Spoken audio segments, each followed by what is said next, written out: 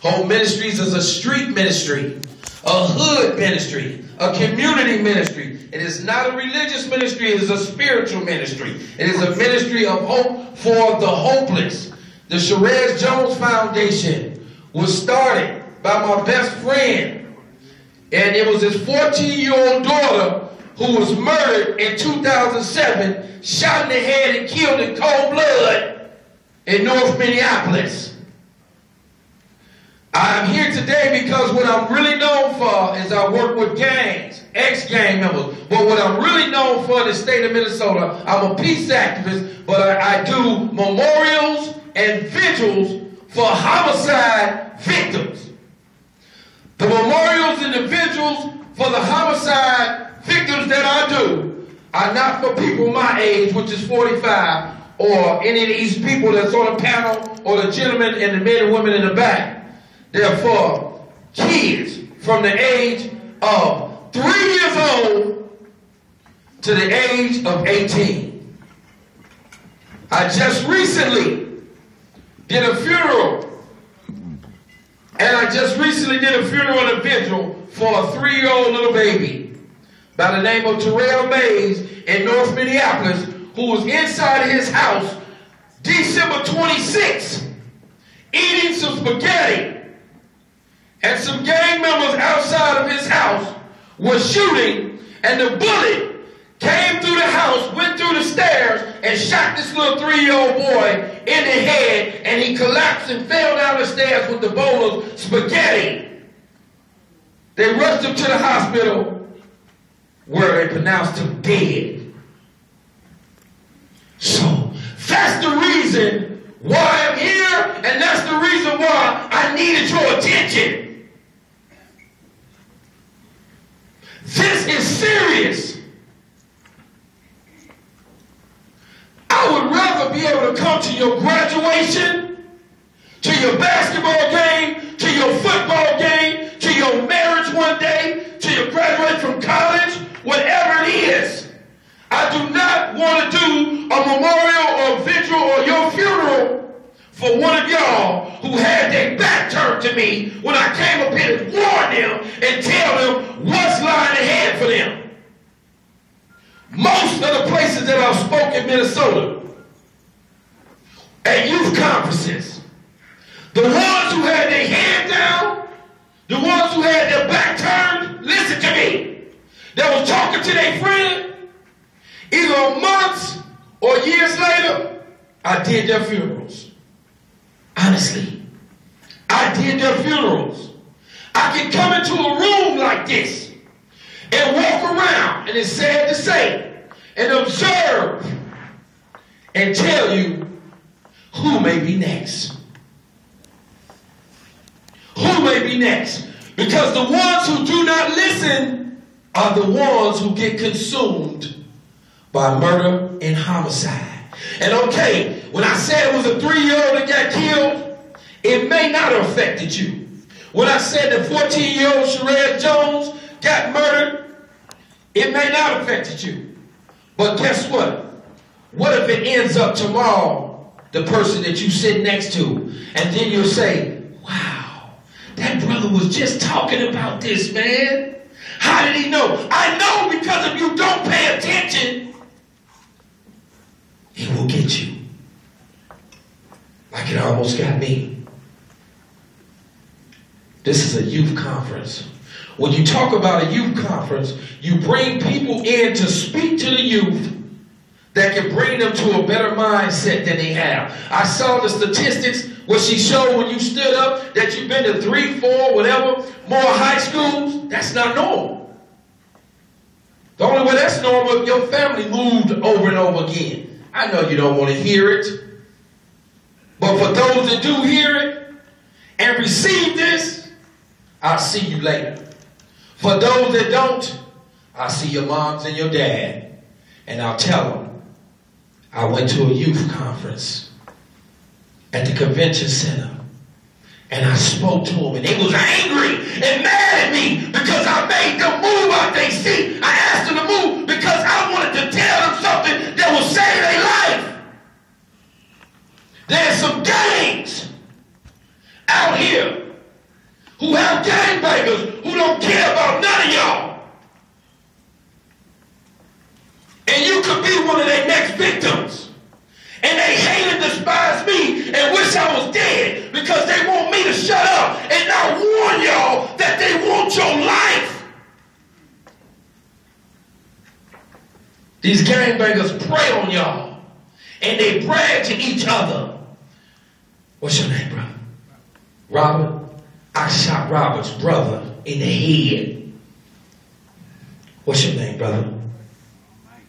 Mike. I shot Mike's 10-year-old sister in the head when I was trying to hit one of the Crips of the Bloods.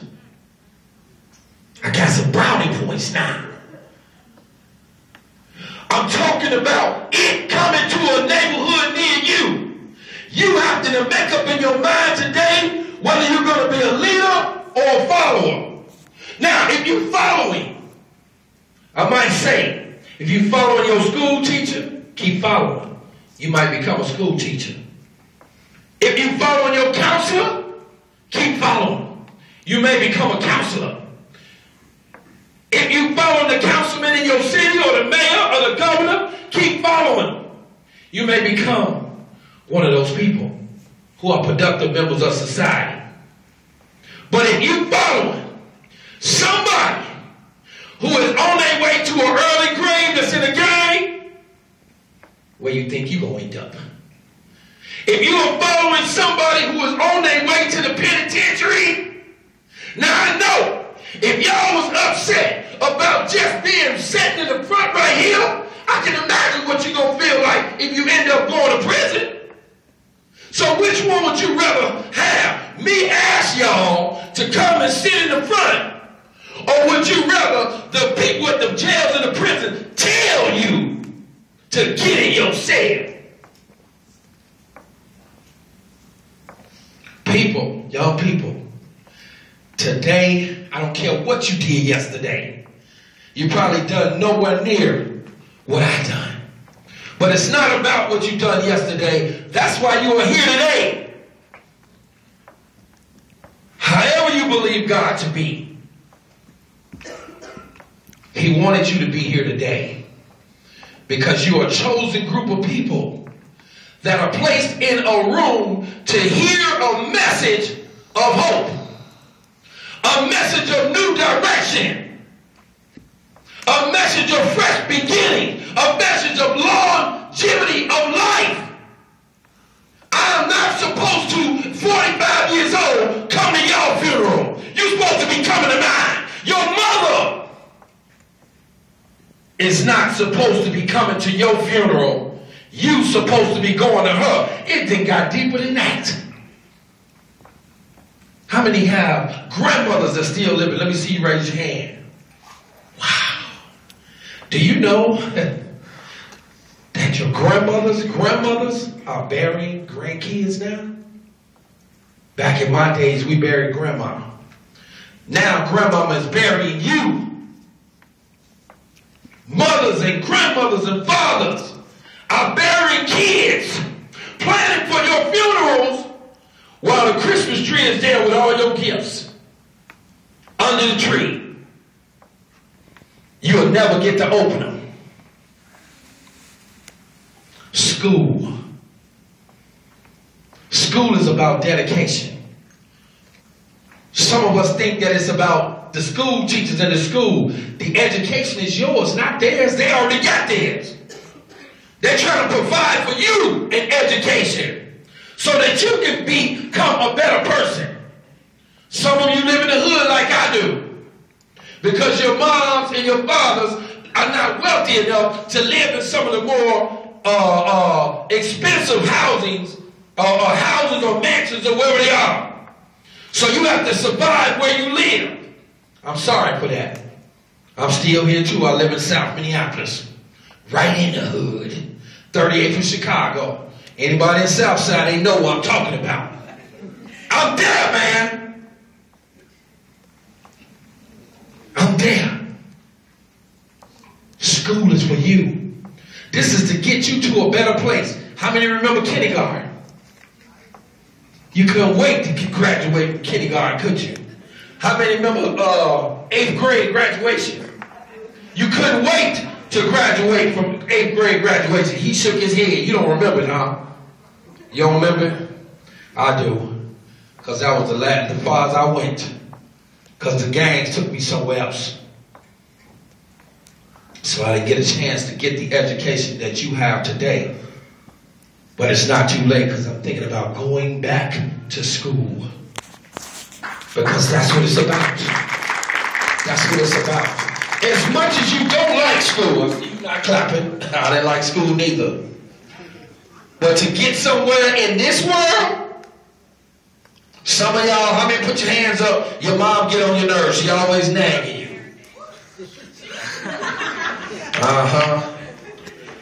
Guess why she nagging you? Some of y'all, just some of y'all, she don't want you to make the same mistake she made. I'm here talking to you today because I don't want you to make some of the mistakes that I made. I don't want you to be a friend or a homie that went and got into it with some gang member. True story. Got into it with some gang member. And you got into a fight with him and beat him up. You and your buddies. Y'all all went and beat the guys up. Then y'all said, okay, I'll holler at you later, man. We're going to go shoot some hoop. We whooped them, man. We whooped them. And y'all leave and separate. And he go his way, and you go your way, and they go their way. Your buddy, who did the most stomping and the most kicking, goes to his house. And when he gets to his house, the door is wide open. Nobody lives there but him, his sister, and his mother. And he wonders why the door is wide open. So he starts screaming through the house, "Mama! Mama! Sherry left the door open! Mama!" But he's not getting no answer. So he walks up the stairs. And he walks up to his mother's room.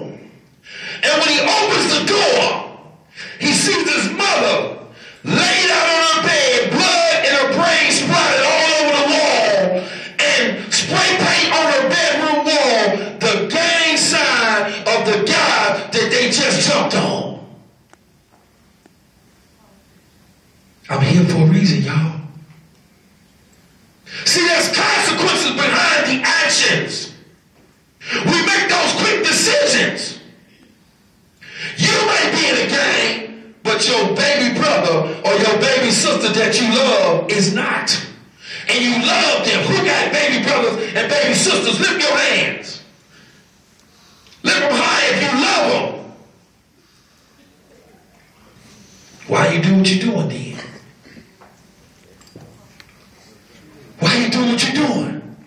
When I was a gang chief in Chicago, I didn't care about you or your kids. As a matter of fact, that was our way of getting back with you.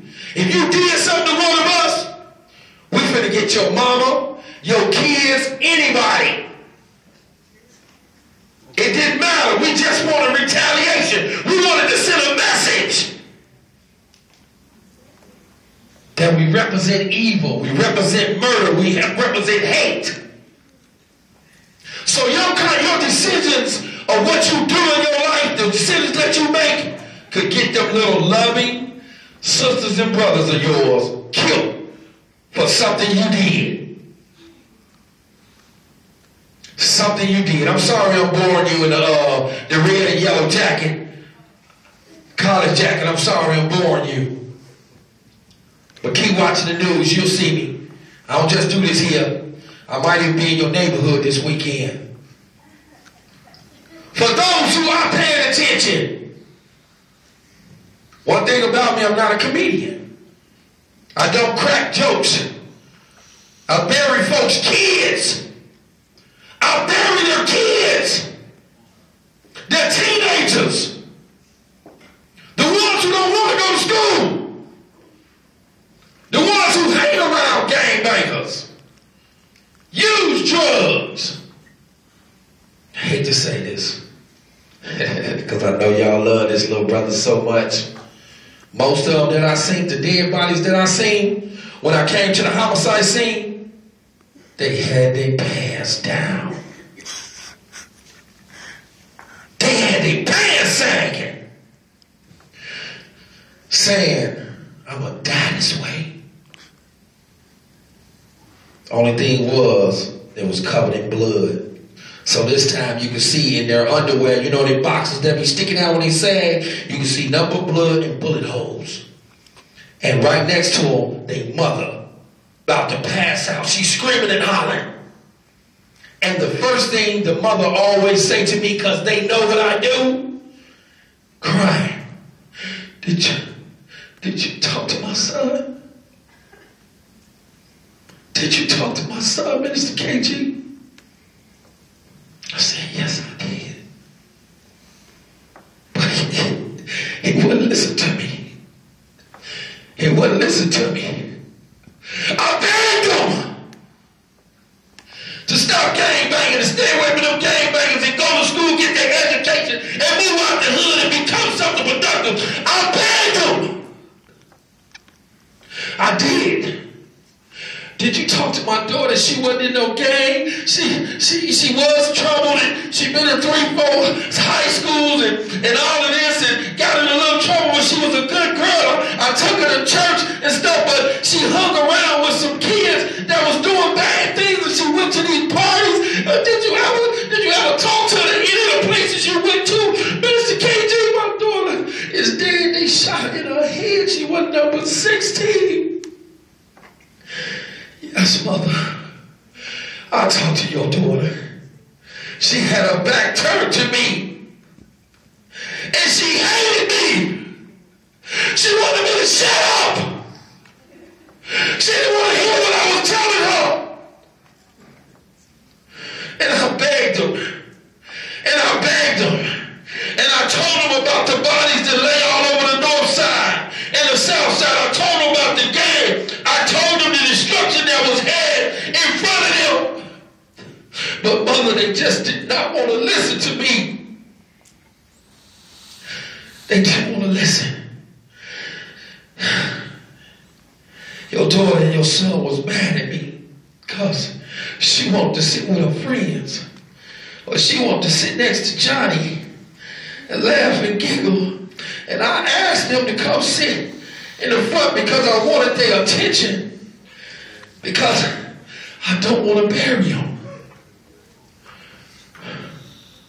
I don't want them to be in the news. Another dead body.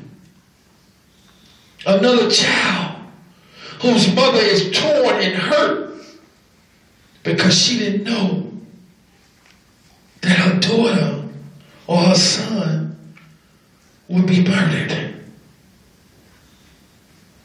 But the gang members, drug dealers in the neighborhood that would do anything for money, knew when they saw your daughter and your son walking down the street that if any one of them, I don't care who they are, get in the way of what I'm doing while I'm trying to get my money, I'm going to dispose of them. Some of you right now, I saw the hands of the ones that you affiliated or you around some gang members, drug people who doing drugs and all of that. Have anybody ever heard of Death Row? They don't have that here. Heard of Death Row? Let me see the hands. You heard of that. They don't have it in Minnesota. Death Row. Meaning that you are on death row, and that means that your days are numbered because of what you did, but in your case, what you doing. A lot of you don't know, but if you hanging around with gangbangers, drug dealers, guess what? You are on death row. You are on death row. I was on death row. I was on death row. Somebody I just heard in my spirit say, man, but you don't know what I've been through. I'm going to take 5 minutes to quickly try to tell you what I've been through. First of all, I am the youngest baby child of 4 boys. My mother had 4 boys, and I was the last child. My mother was an intravenous drug user who shot dope in her veins till she collapsed every vein in her body. My mother did not want me, so she placed me in a garbage can. And a neighbor heard me crying as a baby in that garbage can, called the police, and took me out of that garbage can.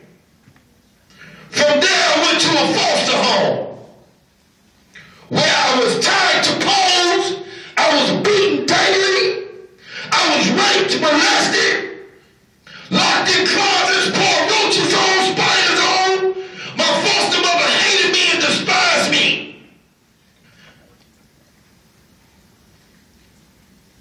So I've been through a little something.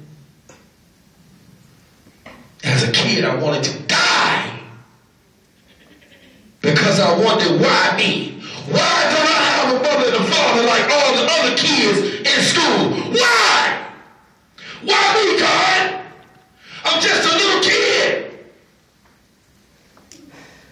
Why did I have to walk down the street one day looking for a family?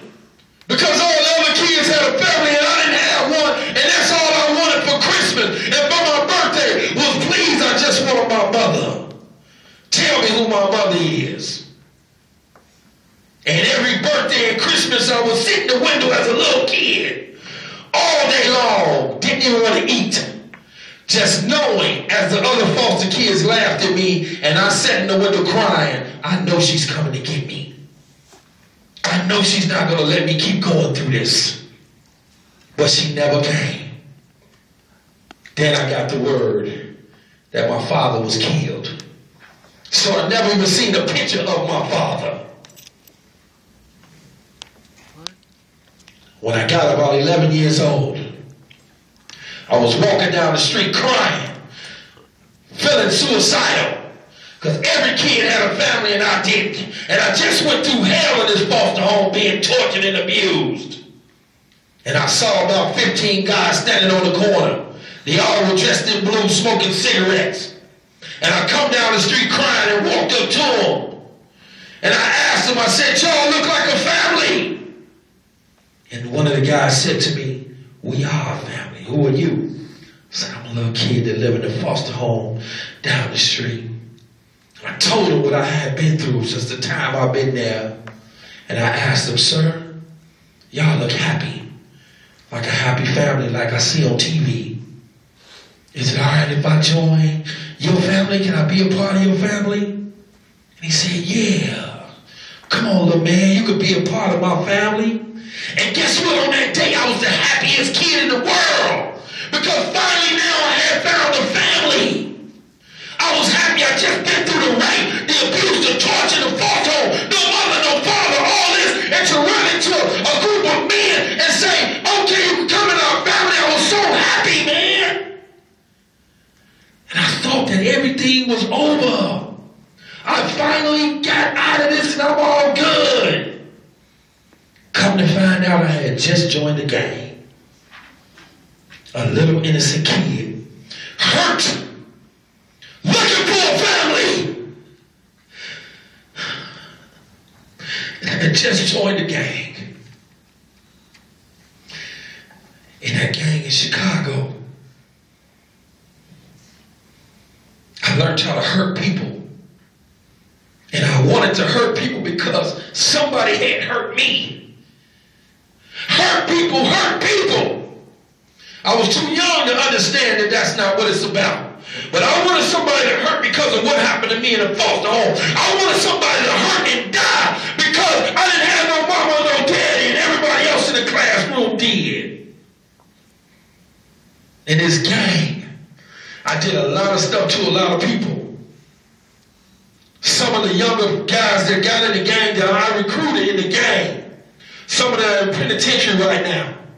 for murder, 3 and 4 homicides, death row, that I taught how to throw up gang signs, put guns in their hands. Some of them, I went to their funerals in tears. Some of them died in my hands. I had to hold their brains in their head and tell them, hold on, man, hold on. The ambulance is coming. The ambulance is coming. Oh my God, and I'm hurting on the inside because this person didn't do nothing. I was the one who did it. And I didn't get a scratch. But my homie died in my arms. It's the reason I'm here today. Maybe everybody ain't gonna listen or everybody ain't gonna care and pay attention. But Philip told me, somebody, if it's just one person, I came here for a reason. It took counseling, spiritual leaders, believing in God, for me to turn my life around. All the things that I went through, and I said, why me as a child? And still to this day. Something over there? Something over there? What's up? What is it? I want to see. Warn me. Y'all see the t-shirts, warn a brother, right? Warn me. I'm up here speaking and I really want to see what y'all looking at. I'm almost done. Listen, when I asked God why me as a little kid, I just need just a second more of your time. I asked him that over and over again. And he told me why. But when I walked in this room and I sat up there in that seat and I looked at everybody talking, laughing, playing, that's what kids do. And then when I asked y'all, the men that come to the front, women standing in the back, and I heard, oh man, I ain't trying to do this, man, I ain't trying to, you know what I'm saying? I knew why. I went through what I went through in the foster home, why I didn't have no mama or no daddy, why I ended up in the gang, why I almost got shot and killed, why I went to jail after jail after jail. I knew right then and there why I had to go through all that pain, that hurt, and that suffering. It was to be here today to speak to y'all about going through something and coming out of it. And you might not have been through what I've been through, but whatever you've been through, some of y'all, it got you stuck. It had me stuck. People had me stuck. My gang buddies had me stuck. Because I had to choose from living or dying. Being free or being locked up. Because it wasn't about me, it was about my homies. And most of them was dropping out of school, getting killed, and going to prison. And the other people that were sitting on that table, all of them graduated from high school, went to college, got good jobs. But the ones that was at this table was me and my homies. And I don't care what nobody say. I was going to die. And I was going to make sure that my homies die with me. Because I was going to do everything I can to keep them where I am. Stuck. And on death row.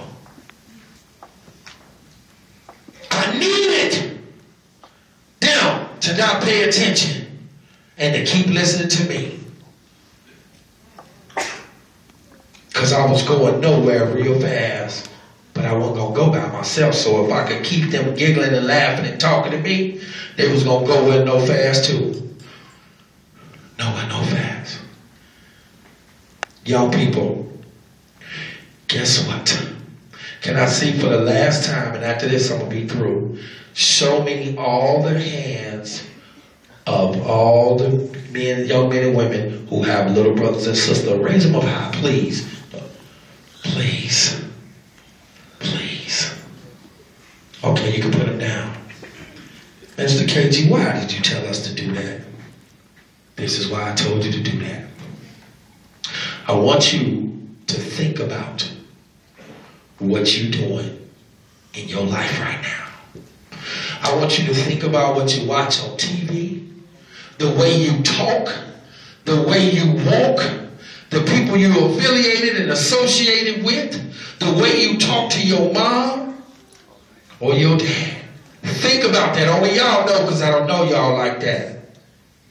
And then I want you to look at your little baby brother and your little baby sister and tell me, the way that you are right now, do you want them to be exactly like you?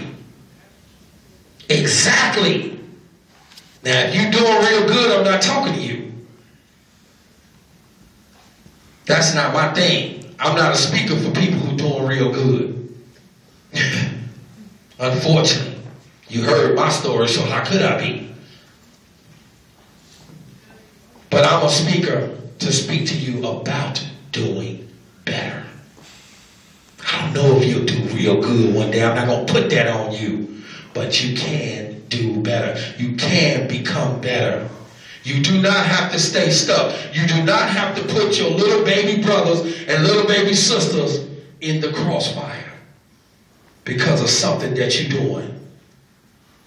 I remember faces real good, y'all. If y'all live in Minnesota or Minneapolis, guess what? I'm going to see y'all somewhere. Whether it's the Mall of America or somewhere. I remember faces.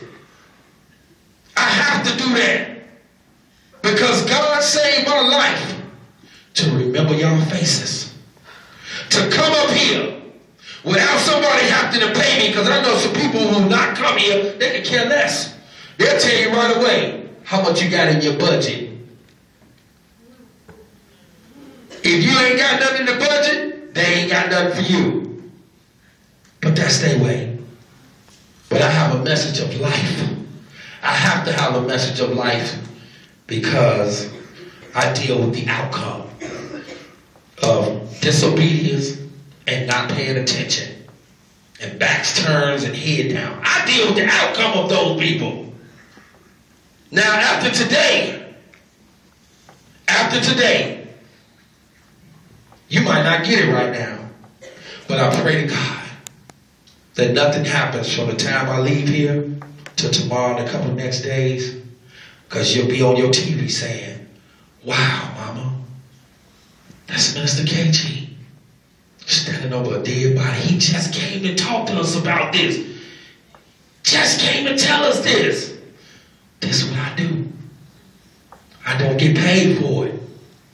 My payment is seeing y'all graduate from high school, go on to college, live and become productive members of society. You cannot buy that. No money can buy that. That's something that you do with the knowledge that you receive from the people who give it to you, present it to you, and share it to you. The teachers in the schools that you go to are the most underpaid people on the planet. If it was left up to me, they would make more money than anybody. Why you say that, Mr. KG? Because guess what? Not only do they try to bring you education and take time to teach you, they also have to feed you. They also have to be there with you from 7 to 3 or whatever the time it is in school all day. And they have to deal with who you are who just left from the home that you came from. A whole bunch of y'all, not one. Could you imagine if this was one classroom and one teacher had to deal with all these different personalities? Would you want to be that teacher? I bet you would. I bet you would. Guess what? I would. I would. And I would love y'all with all my heart, but I would not take no mess because I care about your life. And I will come to your house, and I will come to the hood where you act, where you playing basketball and everything else to show you that this is real. You are our future leaders. This is my close. You are our future leaders. The ones with your head down, the ones with the back turned, my brother right here who don't want to listen to me. Can you listen to me in the close? Please turn around. Please, sir. I love you, man. I love you with all my heart. That's why I'm up here. Please.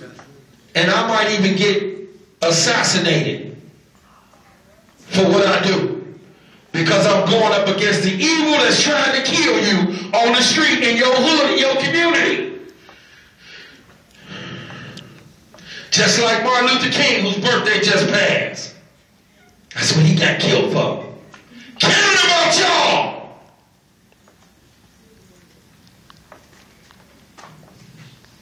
You are our future leaders. But guess what? Them little brothers and baby sisters, you their future leaders. What type of leaders are you going to be for them? Gang leaders? Drug dealer leaders? Or you going to be that big brother, that big sister that mama bring to the penitentiary to see? Come on, y'all, I got to keep it real. Because this is what's ahead for you if you keep making the wrong decisions. People, it is time to change. Education is yours. It's for you. So you can become a better person. I told you I don't care what you did yesterday. Today you can make a decision to turn your life around. And when you do that, that will show your little baby brother and your little baby sister how much you really, really do love them. I love y'all from the bottom of my heart. Y'all will see me out in the hood. You can Google me, YouTube me, Yahoo me, tons of videos. I'm out here, man. I'm dedicated to what I do, to the saving of the lives of my people. I'm not here for you to like me, but guess what? You can't do nothing about me loving you. Keep me in your prayers. God bless you. Peace.